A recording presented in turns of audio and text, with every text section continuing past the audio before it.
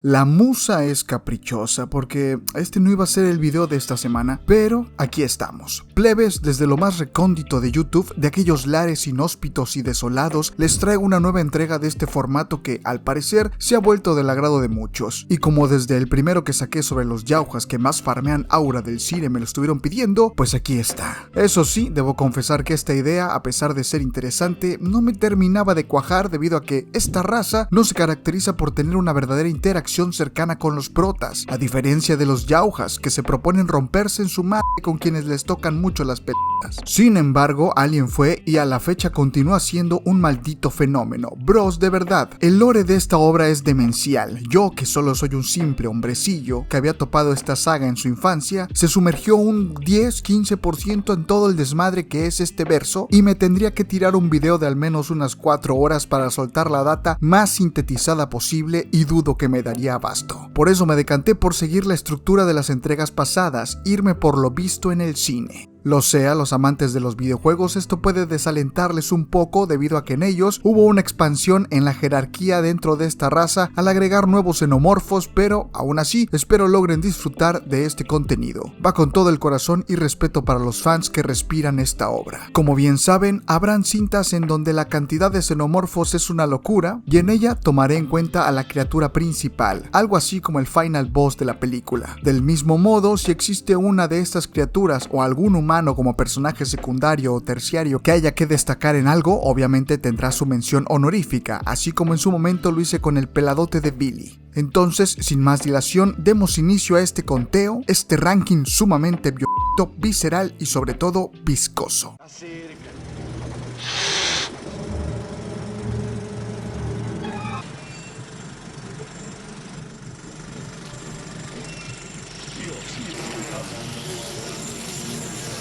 Imagina que estás echándote una criosiesta de lo más despreocupada junto a tu amada tripulación y de pronto ese sueño en donde Yelena te dice: bro, necesito con urgencia un cojín para sentarme, pero ambos están en medio de la playa y ella te dice: ¿sabes qué? No hay tiempo, usaré tu cara. Se ve interrumpido porque la IA de la cochina empresa para la que chambeas recibió una señal que parece ser de auxilio, por lo que te corta la inspiración para que tú y el montón de gente con el que viajas se desvíe a atender dicho llamado. Esto le pasó a la tripulación del Nostromo, un carguero estelar perteneciente al megacorporativo Weyland Industries, el cual iba en dirección a la Tierra tras remolcar una plataforma de refinería llena de un exorbitante tonelaje de mineral. Dicha tripulación se dirigió a la pequeña luna de donde provenía la señal. Al descender, la nave se dañó, por lo que se tuvieron que dividir. Algunos partieron a pie para investigar la fuente de la señal, mientras que otros se quedaron para monitorear su progreso y reparar los daños. Miren, allá anda mi vieja, si la ven, Ripley, díganle hola. ¡Algún día serás mi esposa! Los exploradores se topan con una nave de procedencia desconocida, pero nosotros que sí sabemos qué pedo, solo podemos hincarnos y rezar. Bueno, ahorita, ¿verdad? En ese momento no teníamos ni puta idea. Al interior de esta nave encuentran los restos de una criatura humanoide muy grande. Hagamos como que no sabemos qué coño es esto y más adelante nos sorprenderemos todos. El trío de tripulantes nota que el ente tiene las costillas expuestas, como si algo hubiera brotado desde el interior. Más adelante, uno de ellos, Kane, se topa con una enorme cámara llena de una cantidad ridícula de huevos, de los cuales uno libera una criatura que se adhiere fuertemente a su rostro, por lo que es transportado rápidamente a la nave, en la cual la IA ya había descifrado que aquella señal que atendieron era más una advertencia que una llamada de auxilio. Sin embargo, ya era demasiado tarde. Luego de que el abrazacaras se desprendiera de Kane, todos se preparan para reanudar su trayectoria a la Tierra. Lastimosamente, el sujeto comienza a experimentar violentos espasmos hasta que, en determinado momento, su playera blanca se comienza a teñir de rojo, a la altura de su pecho, de donde emerge un ser repulsivo que rápidamente se encamina a esconderse dentro de la nave. La criatura, quien tiene un proceso de crecimiento y maduración jodidamente acelerado, va terminando con la tripulación uno a uno, y por si fuera poco, durante esta sangrienta cacería, Ripley, mi cabrona vieja, descubre que el que estén en esta situación no es para nada una de las tantas vicisitudes de la vida. Al contrario, los meros buenos tenían la intención de recuperar a la criatura, de ahí que hubiera un infiltrado en la tripulación, Ash, que no es otra cosa que un maldito sintético. En esta saga vamos a ver muchos de estos que no valen pa' pura cabeza y todos son malos, bueno, casi todos. Este organismo artificial, cuyo propósito era llevar a la criatura a los meros buenos sin importar si toda la tripulación acabase tiesa, e incluso intenta asesinar a Ripley. Lo bueno que el morenazo del cruce lo baja con un extintor. ¿Ves, Sukuna? Así se usan esas madres. Plot tras plot, y tras volar en 1000 pedazos el Nostromo y escapar en una nave de menor tamaño, Ripley termina creyendo que se cargó a la cochinada esta. Sin embargo, cuando mi condenada vieja está a punto de irse a descansar, descubre que el xenomorfo se escondió en el mismo sitio que ella, por lo que rápidamente se coloca un traje presurizado, abre la escotilla del exterior e intenta expulsar a la criatura, lo cual no sale del todo bien, aun cuando lo impulsa hacia afuera utilizando una pistola de agarre. El alienígena no se la va a poner fácil, intenta colarse por uno de los propulsores de la nave, pero Ripley aumenta la potencia en este y termina arrojando al monstruo a las entrañas del espacio, terminando momentáneamente con esta escalofriante odisea. Bien, hablemos del xenomorfo, el Big Chap, el cual en la jerarquía de esta especie se le conoce como zángano. Viene siendo la cuarta fase dentro del esquema de desarrollo de dicha especie. Este engendro cuenta con un exoesqueleto que lo hace resistente en cierta medida a ataques físicos. Sin embargo, de ser heridos, su sangre actúa como una sustancia altamente corrosiva y sumamente peligrosa, contando con la capacidad de derretir varios metros de suelo de la rígida estructura de naves como el Nostromo. Además, cuenta con una agilidad y fuerza que superan a la de un ser humano entrenado.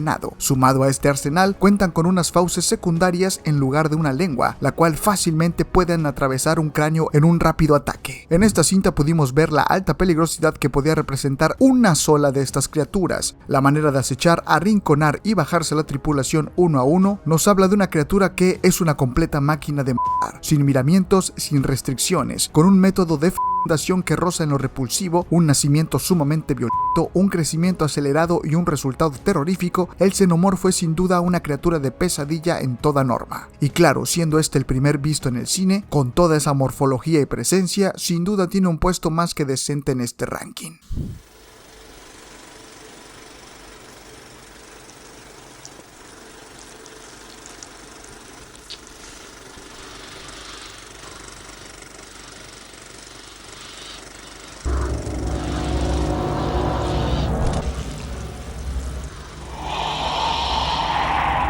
Luego de haberlos puesto en contexto sobre la premisa de esta franquicia, en su segunda entrega mi cabrón vieja Ripley, a quien parecía no haberle bastado desarrollo al ver morir a sus compañeros, se entera que estuvo a la deriva del espacio durante 57 años. Esto obviamente tras los eventos ocurridos en el Nostromo, así que perdió a sus amigos, la hija que la esperaba en casa, y además su licencia luego de que en un comité de la corporación de Weyland-Yutani no creyeran en su testimonio de lo ocurrido décadas atrás, y encima se entera que en aquel planeta, el LB-426, donde se encontraron con los huevos de xenomorfo, ahora habita una colonia terraforme.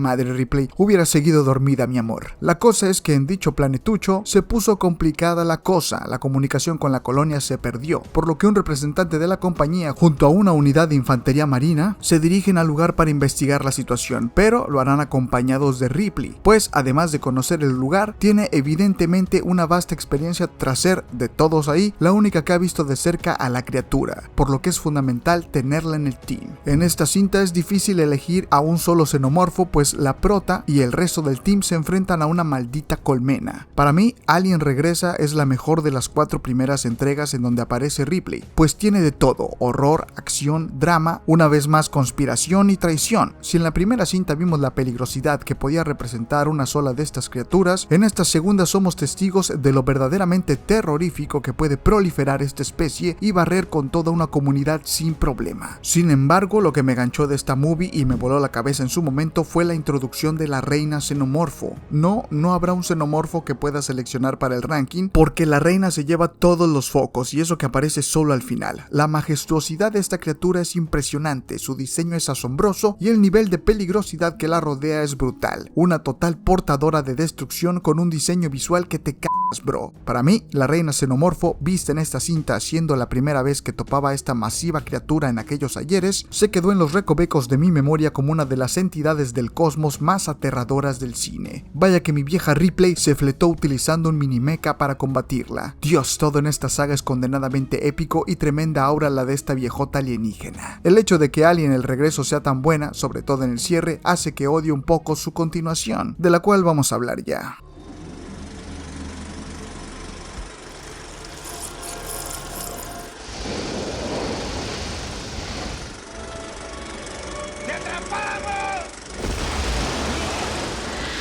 Tengo varias cosas que decir sobre esta entrega. La primera y la única positiva, que me gusta la construcción de esta prisión. Es impecable, un sitio inhóspito y caótico, con una población carcelaria que decidió permanecer ahí para luego verlos interactuar con una mujer como Ripley, años después de no tener contacto con una. Puro incel aquí. Una alta peligrosidad del entorno que la vuelve en definitiva un escenario con tintes realistas muy bien llevado. Por otra parte, como bien dije, esta cinta se cae lo bien trabajado de la primera entrega, pero sobre todo de la segunda.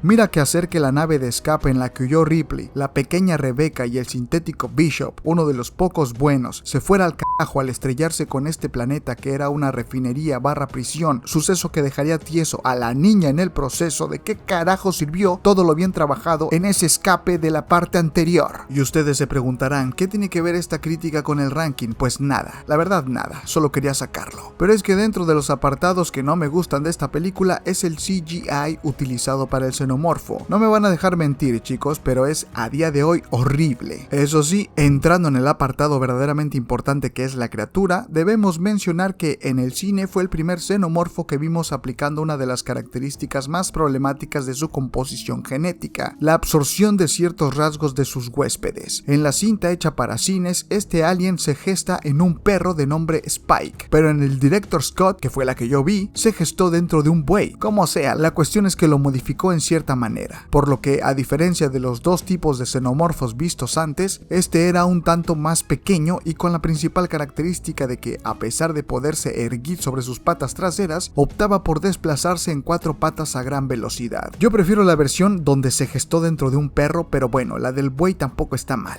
La cosa es que este engendro, a pesar de ser diferente físicamente a los antes vistos, sigue siendo una maldita máquina de matar. A pesar de que para mí la cinta no está a la altura de las anteriores, el xenomorfo tiene sus puntos buenos. La primera muestra de adquisición genética de su huésped es una de ellas. Tiene mucha presencia en la cinta y la manera de cazar y de desplazarse lo hace verse más amenazante. En su encuentro final, el muy hijo de p*** soportó que le tiraran encima sabrá Dios cuántos litros de plomo y salir ileso. Sí, claro, cuando le cayó el agua voló en pedazos, pero previo a eso había sobrevivido a recibir el líquido a una temperatura ridículamente alta, por lo que sí, el dragón, como también se le llama aquí, cuenta con un nivel de aura más que decente.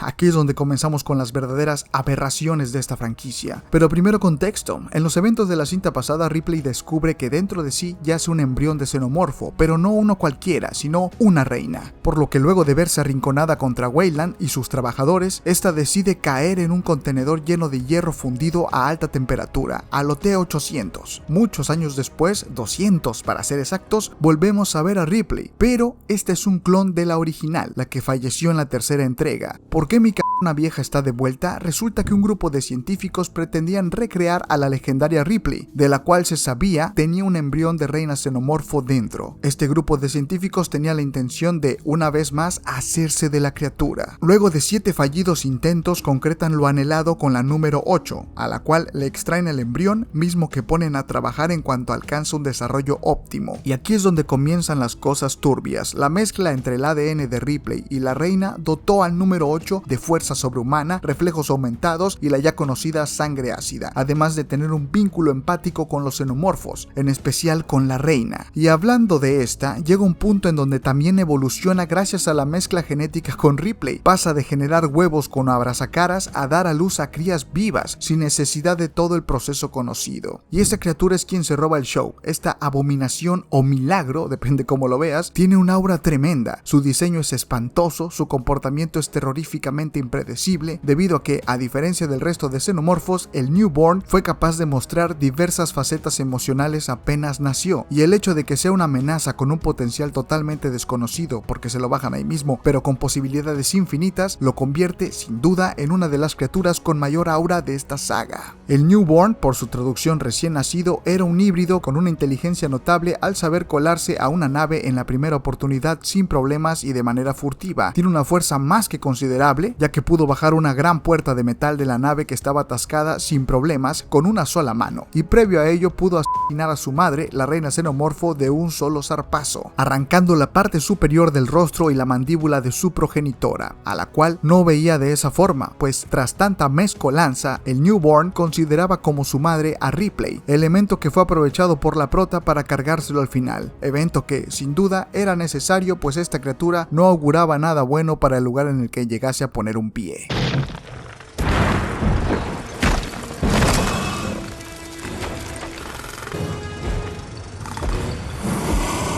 Madre mi amor, en esta cinta tuvimos una triada muy chula de yaujas, triada de donde salió Scar, alto Predator, bro. Sin embargo, estamos aquí para hablar de estas cochinadas. Sí, aquí tras echar a andar la estructura encontrada debajo del gélido suelo de la Antártida, despertó una reina xenomorfo, una que dormía desde sabe Dios cuándo y pues cumple con su rol, no podemos ahondar mucho más, ya que solo es el jefe final en esta contienda. Evidentemente, al ser una reina cuenta con un nivel de aura mucho más que decente. Pero antes de seguir me gustaría mencionar a uno de esos personajes secundarios que destacaron de alguna manera, y no es otro que el xenomorfo marcado. No se llama así, o sea, no es un nombre oficial, ese nombre se lo di yo, pero es ese xenomorfo, es un asesino, un guerrero total. Se bajó a Chopper, nos dio este épico frame, después se dio un tiro, uno de los mejores tiros vistos entre un alien y un xenomorfo en el cine. Soportó todo el castigo, perdió su cola para luego recurrir al uso de su sangre ácida como distracción. Sobrevivió a la red de Celtic y se lo cargó, bro. Literalmente se dio un tú a tú con uno de los yaujas con diseño clásico pero más mamados que he visto. Se bajó a 2 en su debut, además de aparentemente convertirse en el cabecilla de la armada xenomorfo que se erigió en aquellos gélidos e inhóspitos lares. Sobrevivió hasta el final, solo fue acabado por la explosión de la bomba yauja. Este xenomorfo tiene una presencia brutal, sobre todo por cómo sus marcas lo diferenciaban del resto. La reina se lleva el puesto porque también nos da un combate impresionante contra la prota y un yauja, pero aún así el marcado le pisa los talones al ser un verdadero guerrero xenomorfo como ninguno visto en la cinta.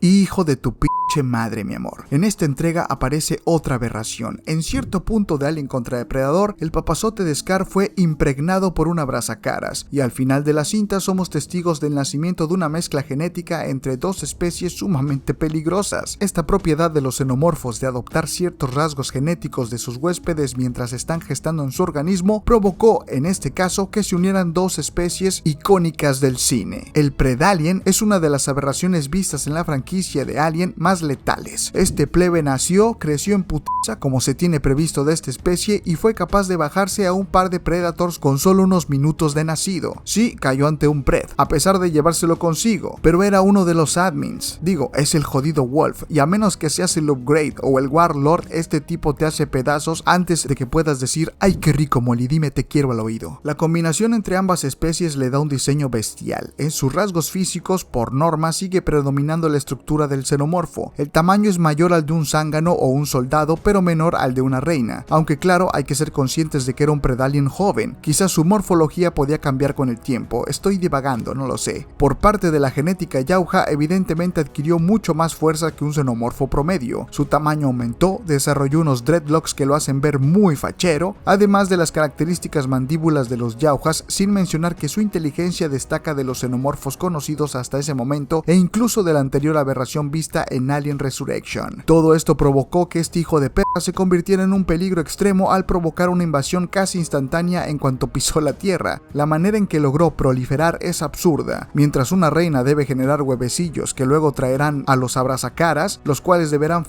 a un huésped para concretar el proceso, este caso no solo se salta uno o dos pasos, sino que en un solo huésped puede incubar hasta 4 embriones de xenomorfo, mediante un rico becerro que él personalmente viene a plantarte. Te preña a domicilio, eso sí es tener clase, padrino. A diferencia de una reina, a la cual vemos siendo más cercana a sus crías, digo, no los abraza, pero su trato es muy diferente a este cabrón que los usa como verdaderas armas. Si debe sacrificarlos, lo hace, incluso su dominio es más por muestras de poder e intimidación, como cuando quita uno de sus xenomorfos al estar cerca de la vagabunda en las alcantarillas. Por lo que sí, esta madre es fría, violenta, pero muy inteligente. pudo evadir a Wolf y durante ese tiempo se escabulló para encontrar a las anfitrionas más ad hoc para acrecentar sus filas de guerreros, a tal grado que el gobierno optó por borrar todo con una bomba nuclear arrasando la zona. No dudo que, de haber tenido la oportunidad, esta cosa pudo haber erradicado a la población de un país en cuestión de días. A todo esto súmale el increíble diseño que tiene, joder, sin duda uno de los xenomorfos o aberraciones vistas que tienen un alto nivel de aura.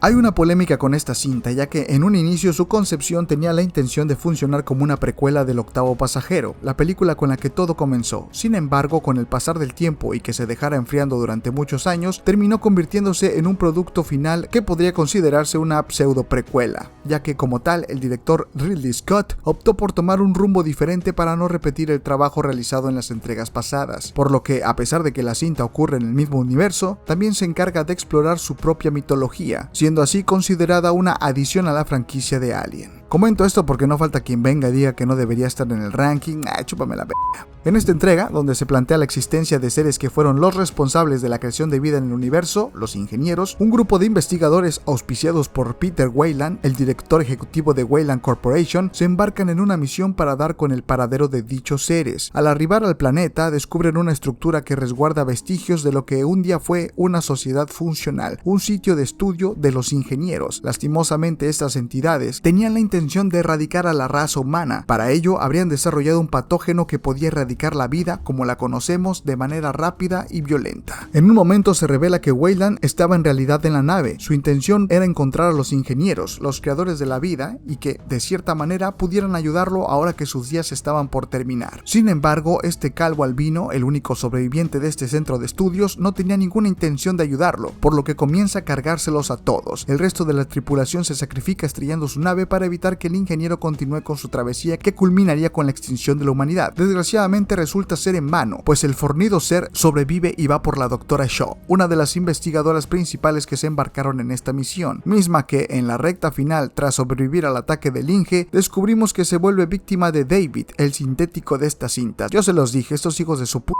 madre son una cagada de seres artificiales. No sé por qué todos son malos, güey, menos mi vieja Winona. Y el Bishop, que también se rifó. Oye, Hunter, muy chula toda la info, te tomaste tu tiempo, pero ¿y los putos xenomorfos? Sí, bueno, aquí no salen, salvo en la parte final. Resulta que nuestra doctora Shaw, la cual era estéril, hizo el clásico mete-saca con su pareja, pero para este punto, el hijo de puta de David ya estaba de curiosón, queriendo ver las capacidades del patógeno que habían encontrado en el planeta. Luego de infectar a la pareja de la doctora y que estos se echaran pasión, Shaw resulta embarazada, pero lo que tenía dentro no era un bebé humano, sino una horrenda criatura, un trilobite que en su forma inicial parecía un calamar, pero que horas después, aquella pequeña y agresiva cosa se transformaría en una criatura de gran tamaño, tanto como para someter al ingeniero e impregnarlo, dando como resultado, ahora sí, a un xenomorfo. Ok, digamos que este Patricio Estrella con esteroides es una versión primitiva de los facehugger, los abrazacaras. Esta impregnó al ingeniero y dio como resultado un xenomorfo. ¿Estamos? A esta criatura se le da el nombre de Deacon, la cual al parecer queda sola en el planeta. Por lo que leí, dicha criatura en los cómics alcanza un tamaño descomunal. Esto se ve cuando una tripulación arriba a dicho planeta por una señal de auxilio, misma señal que se encuentra dentro de la nave Prometeo, que yace destruida y la cual está en las profundidades de lo que parecía ser una cueva. Digo parecía porque resultó ser una vena, ya que dicha estructura cavernosa no era otra cosa que un ser viviente. Uno de los personajes que acompaña a los exploradores, un androide, explica que este ser mutó drásticamente y absorbió dicha nave. Según el cómic, el Deacon en determinado momento llegó a la nave de Prometheus, donde yacía el patógeno recolectado por David. Ahí, de alguna manera, la criatura se alimentó o simplemente tuvo contacto con dicho compuesto y terminó convirtiéndose en esa masiva forma de vida orgánica. En el canal de Luis DeWitt se ahonda sobre esto, corran a ver el video. El Deacon por sí solo y su procedencia lo convierten en una criatura con un aura repleta de misticismo. Lo visto en esta cinta es alucinante. Estos jeroglifos en donde parecía que los ingenieros les rendían una especie de culto a estas criaturas aumenta la curiosidad por saber qué pasó aquí durante el periodo previo a que todo se fuera al chosto, por lo que se le da un plus debido a la incertidumbre que lo rodea.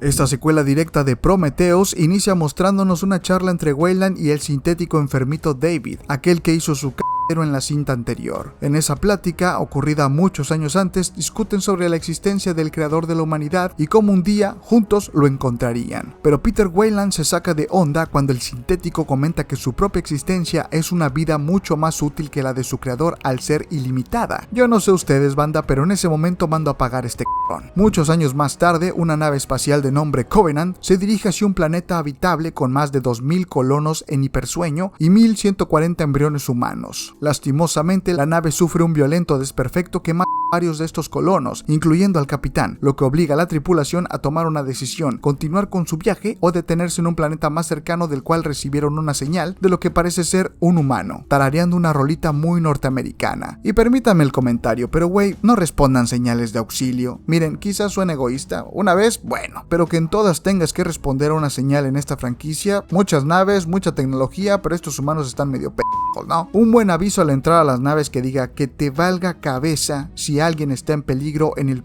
espacio. No vas a sobrevivir, plebe. No sé, una madre así puede salvar a toda una tripulación inocente, pienso yo. Pero bueno, yo no escribí esta madre. Y una parte de la tripulación de la Covenant baja, y al descender uno de sus tripulantes se infecta en caliente con unas fucking esporas. Digo, debió ser una sorpresa de un planeta visualmente muy hermoso, pero sin ninguna señal de vida. Dicho tripulante termina enfermándose rápida y violentamente, lo que provoca que se lo lleven a la nave en la que descendieron para ser atendido. Pero ahí brota de su interior, de manera visceral, una criatura albina, con espinas en su espalda y que ataca sin piedad. Esta cochinada de aquí se conoce como neomorfo, y su nacimiento se debió a la mezcla genética humana y las esporas, que no son otra cosa que los restos del compuesto aquel que David había utilizado y recolectado en Prometheus. Y es que aquí David aparece. De inicio se muestra como un sobreviviente a un fallido aterrizaje en aquel planeta tiempo atrás, planeta que resulta era el lugar de residencia de los ingenieros. Este hijo de p*** dijo que en un inicio accidentalmente liberó el patógeno, y yo solo digo que debe ser muy p*** para creer que me tragaría eso. Accidente que erradicó a toda la población y en cierto modo modificó la flora y la fauna del planeta. Evidentemente eso no fue un error. David, en su afán por controlar su destino y buscar coronarse como una criatura que estaba por encima de su creador y del creador de su creador, buscó darle origen a una forma de vida sin precedentes. Aquí se nos muestra a nuestra querida doctora Shaw y el final tan miserable y trágico que tuvo, sirviendo como vaina para un sinfín de experimentos por parte de David. Joder, qué triste, te odio. En fin, en esta cinta tenemos a esta criatura inicial, el neomorfo, lo que pareciera ser una forma muy primitiva de los xenomorfos conocidos. Este monstruo, delgado, albino, sin aquellos rasgos físicos biomecánicos, de hecho pareciendo bastante frágil al ser como un nervio totalmente expuesto, algo que evidentemente es equivocado, porque de su espina dorsal se asoman protuberancias en extremo filosas, que desde su nacimiento son sumamente peligrosas. Es una criatura espeluznante, cuenta con una mandíbula retráctil que, al tenerla retraída, se forma una especie de O en el rostro de la criatura. Su proceso de nacimiento se distingue al de los xenomorfos, debido a que este se comienza a gestar a partir del contacto de estas esporas con un huésped adecuado. Al hacer contacto es cuestión de un par de horas para que el infectado manifieste violentos espasmos hasta que expulsa a la criatura, la cual, más que un revientapechos como el clásico xenomorfo, este emerge en la cinta desde la espalda de manera sumamente violenta, atacando al instante. Sin duda, una criatura cuya naturaleza es jodidamente alarmante. La segunda amenaza vista en esta película es el pretomorfo. Esta, sí, siendo una versión inicial del clásico xenomorfo, es el punto más alto en la experimentación del sintético David en el planeta, mediante el desarrollo de protohuevos y protoabrazacaras, todo tras utilizar a la pobre doctora Shaw. El sintético termina probando su creación con Christopher, al cual, con engaños, logra que uno de estos facehuggers lo impregne. Este muchachón al nacer ya tiene un desarrollo muy alto, incluyendo un nivel de comprensión elevado al poder entender el método de comunicación de David, y al crecer muestra una ferocidad tremenda. A pesar de no contar con una composición biomecánica como el xenomorfo conocido por todos, es capaz de resistir el calor de los propulsores y las armas de fuego hasta cierto punto. Tuvo que ser hecho mierda con el uso de una grúa de una de las naves, en una secuencia muy grosa. El segundo pretomorfo, visto en la cinta, repite el mismo patrón de comportamiento, un alto nivel de agresividad que, a diferencia de los xenomorfos ya conocidos, estos no buscan hacerse de posibles huéspedes secuestrando a sus víctimas. Al contrario, arrasan con extrema violencia toda forma de vida con la que se cruzan. Leí por ahí que se tenía la idea de que para demostrar la superioridad del pretomorfo, este aparecería en un enfrentamiento contra el neomorfo, quien tras un un feroz encuentro sería sometido por el preto, mostrando así su superioridad. Una lástima que, por cuestiones de presupuesto, esta escena no haya sido añadida.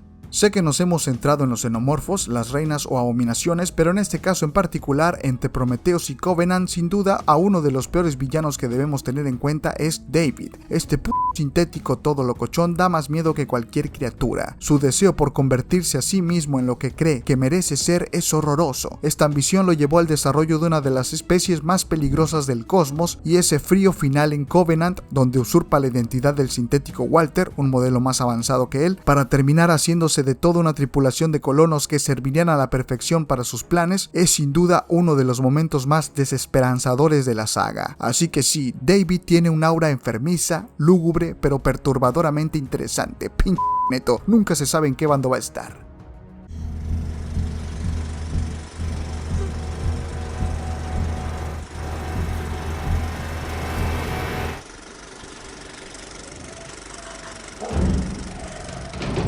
La más reciente entrega de la franquicia, claro, sin contar Alien Earth. Romulus trajo consigo una revitalizante remontada de la saga. En ella se habla sobre cómo, en algún punto, la sonda Echo encontró los restos del Nostromo, aquella nave en donde sucedieron los eventos del octavo pasajero. Lastimosamente, un grupo de jóvenes que ya estaban hartos de vivir en ese pinche mundo mierda en el que les tocó, deciden partir en dirección a uno con mejores condiciones. Pero para llegar a su destino requieren de las cápsulas de criosueño, las cuales pueden encontrar en una base abandonada que orbita su planeta. Al ingresar encuentran las criocápsulas, pero estas no cuentan con la energía suficiente para el tiempo estimado de la llegada al nuevo planeta. Sin embargo, se descubre que dentro de la misma estructura fantasmal hay una fuente de energía que podría servirles. El único problema es que al obtenerla, accidentalmente desactivan el sistema de seguridad que mantenía unas criaturas congeladas. Criaturas que, para quienes ya las conocíamos, solo pudimos decir, me lleva la puta verga. Un montón de abrazacaras comienzan a perseguirlos hasta que uno se adhiere a una vieja pelona de la tripulación. Para ese momento reaniman a un sintético que yacía en la nave, el cual estaba partido a la mitad. Al despertar, Rook, nombre de este HDP, los pone en contexto. Cuenta del desmadre que se armó antes al tratar de estudiar al xenomorfo que se encontró entre los restos del Nostromo, dormido en el interior de un capullo. Sí, estamos hablando del HDP que Ripley mandó a volar en su encuentro final, Big Chap. Y no solo eso, les habla del genoma que lograron extraer, replicar y, según este sintético, controlar. Todo con la finalidad de poder fortalecer a los humanos para que puedan, al igual que un xenomorfo, resistir las inclemencias de los diferentes tipos de ecosistemas a donde llegaran a colonizar. Sin embargo, ni este pendejo que me cae al recordarme a Ash, ya que es un modelo similar, ni el resto de chamacones sabían que dicho genoma tenía propiedades muy peligrosas. El ejemplo fue una rata que, luego de que se le aplicara, podía regenerarse sin problemas, pero más adelante se vio como dicho compuesto atrofió y a su anfitrión violentamente. El xenomorfo inicial visto aquí nace de aquella pelona que impregnaron. La escena donde aparece el revientapechos es absoluto cinema y más que aura está llena de esencia. Rápidamente, como es costumbre en esta cochina especie, la vieja estación se ve plagada por estos seres. Poco a poco la tripulación de chavalones empiezan a caer, siendo que al final solo quede la prota, Rain, y Kay, la hermana de su ex que estaba embarazada y que tras el ataque del primer xenomorfo que le provocó una pérdida alarmante de líquido vital, esta se vio orillada a inyectarse una cápsula con ese líquido negruzco. Craso error. Cuando Rain creía que toda la pesadilla había terminado, recibe una alarma de la cápsula de criosueño de Kay, la cual al revisarla está sufriendo contracciones muy violentas. En un momento, cuando creyó haber expulsado el producto, ambas quedan horrorizadas al ver que lo que emergió de su interior fue un huevo. Rain se lo lleva y, temerosa de que pueda ser una de esas criaturas, se dispone a bajárselo, pero al abrirse ve claramente un bebé, lo que hace vacilar a la chica. Lastimosamente, la composición ácida del huevo lo hace atravesar la plataforma y llegar hasta la bodega. Rain, en un segundo intento, desciende para terminar con la aberración, pero esta ya no se encontraba ahí. En su lugar solo vio un par de huellas de gran tamaño sobre la arena, para luego tener un breve vistazo de la criatura escabulléndose por arriba. Y es aquí que tenemos, para mí, una de las mejores introducciones de una abominación dentro de la franquicia. Andy, el sintético bueno de esta cinta, despierta tras una alerta en la nave y se encamina a las cápsulas de criosueño. Ahí encuentra a Kay, a quien en su etapa lactante expulsa en lugar de leche el compuesto que se inyectó anteriormente, y es justo aquí que se queda inmóvil y a cuadro aparece la abominación, sin música, sin estruendos, simplemente una criatura espeluznante que la mira fijamente. Dicho ser se carga a Andy con un zarpazo y luego se acerca a su madre, pero a diferencia del Newborn, el cual era altamente peligroso pero presentaba una especie de sublevación ante la figura de Ripley, el Offspring solo busca alimentarse y lo hace hasta consumir por completo a Kay, que inicia con una interacción muy incómoda de ver. Este engendro, al que también llaman híbrido, término que yo cambiaría por tríbrido, algo que saqué de la serie de los originales por Hope Michelson, quien es un vampiro, hombre lobo y bruja, ya que claramente tiene rasgos tanto de xenomorfo como de humano, así como de los ingenieros, es sin duda, más allá de una de las aberraciones más aterradoras vistas en la franquicia, una de las más peligrosas. El descendiente, quien muestra un crecimiento exageradamente acelerado, también presenta una notoria satisfacción tras recurrir a la intimidación y ver la reacción de terror en sus presas. Esto lo distingue de los demás xenomorfos vistos anteriormente, incluso del Newborn, ya que este experimentó varias emociones que le eran desconocidas al verse expuesto a diversos escenarios, pero el descendiente parece comprender todo lo que está pasando, sin tener cambios de ánimo en el proceso. El hijo de puta hasta sonríe cuando ve a Rain caerse encima al tenerlo frente suyo. Sin mencionar que estaba en pleno desarrollo, sí, alcanzó una madurez muy rápido, pero podemos notar cómo cuando está absorbiendo el patógeno del cuerpo de Kay, su cola comienza a crecer. Y, por artes conceptuales, se sabe que por lo menos se tenían 3 ideas sobre cómo debería verse esta espeluznante criatura en su forma totalmente desarrollada. Aún y con todo esto, el nivel de crecimiento que vimos en la cinta fue más que suficiente para darnos una idea de la extrema peligrosidad de esta aberración. Sin duda, el nivel de aura de este terrorífico espécimen es muy alto. En este conteo se ha visto de todo, desde lo clásico hasta las evoluciones más turbias, a los supuestos creadores, su decepción para con su creación y el producto de estos tratando de conseguir un puesto dentro de la cúpula de los responsables de la especie perfecta. Pero solo uno puede erguirse como la máxima representación de aura dentro de este top, solo que aquí, a diferencia de con los Yaujas, el tema del aura es un poco diferente porque los xenomorfos son criaturas más viscerales, imposibles de controlar y muy difíciles de contener. Un solo xenomorfo representa una peligrosidad bastante alta, y si se les da el tiempo suficiente pueden acabar con una civilización sin problemas. Por eso, para mí, dentro de este listado, el aura de los que están por encima de un alien promedio son los verdaderos pesos pesados. Una reina con un diseño hermoso a día de hoy es una criatura con mucha aura, hasta puedes encontrar una elegancia en su morfología. Suena como si la quisiera detonar, ¿no? El Newborn, damn son, esta madre sí o sí es una criatura de pesadilla.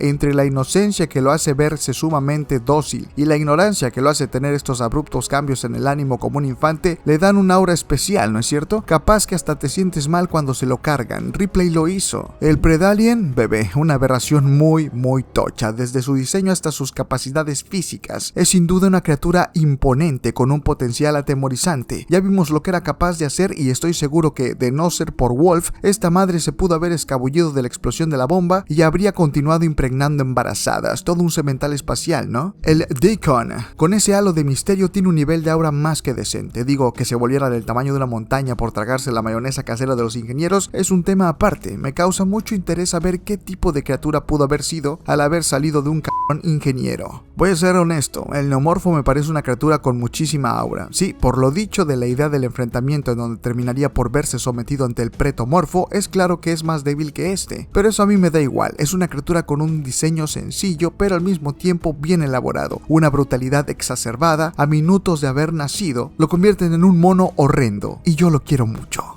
Sin duda, el descendiente es una criatura que no sale fácil de la cabeza de uno. Logró, desde mi perspectiva, renovar de manera horrorosamente eficaz este tema de las aberraciones genéticas. Puta madre. Este hijo de p*** que incluso puede gesticular, haciéndolo más expresivo, se convierte en algo bastante aterrorizante. Sin mencionar que su máximo estado evolutivo seguro lo convertirá en algo muy peligroso. Pero bueno, no perdamos más el tiempo y tomemos una decisión, ¿sí? Para mí, el xenomorfo con más aura es...